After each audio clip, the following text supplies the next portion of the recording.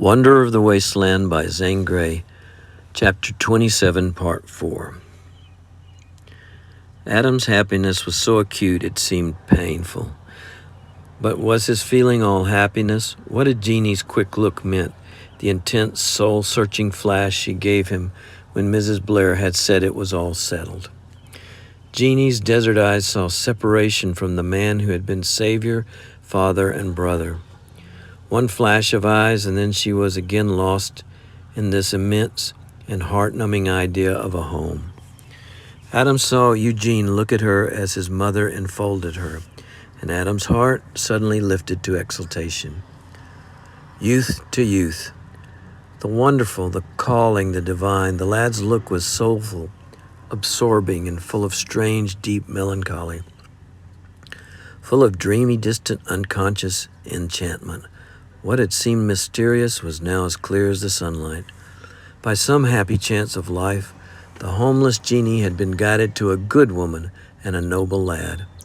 Goodness was the commonest quality in the hearts of women, and nobility in youth at least flowered in the breast of every man.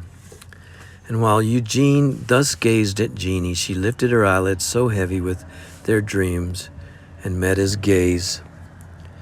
Suddenly she sweetly, strangely blushed and looked away at Adam, through him to the beyond. She seemed full of a vague, dreaming sweetness of life. A faint smile played round her lips. Her face lost its scarlet wave for pearly whiteness, and tears splashed down upon her listless hands. The moment, with all it revealed to Adam, swiftly passed.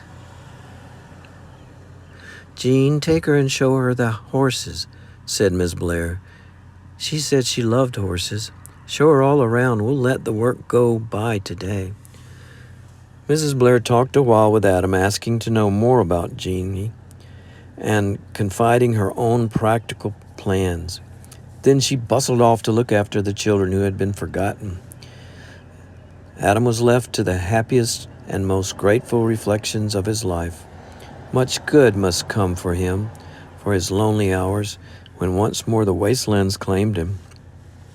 But that was the only thought he gave himself. Lounging back on the old rustic bench, he gave himself up to a growing delight of anticipation. These good Blairs did not dream that in offering Jeannie a home out of the kindness of their hearts, they had touched prosperity. They were poor, but Jeannie was rich. They meant to share with the orphan their little. They had no thought of anything Jeannie might share with them. Adam decided that he would buy the 90 acres and the 100 in the valley beyond it, and horses, cattle, all the stock and implements for a fine ranch. And Jeannie, innocent and bewildered child that she was, had utterly forgotten her bags of gold. On the next day, or soon, Adam meant to borrow Jean's horse and buggy, and drive to Santa Isabel and then to San Diego. He must find some good investment for the rest of Jeannie's gold, and a good bank, and some capable and reliable person to look after her affairs. How like a fairy story it would seem to Jeannie.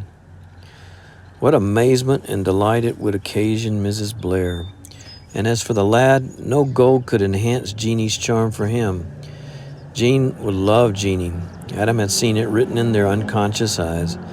And Jean would have the working of the beautiful ranch his eager heart had longed for. For the first time, Adam realized the worth of gold. Here, it would be a golden harvest. Dreaming thus, Adam was only faintly aware of voices and footsteps that drew nearer.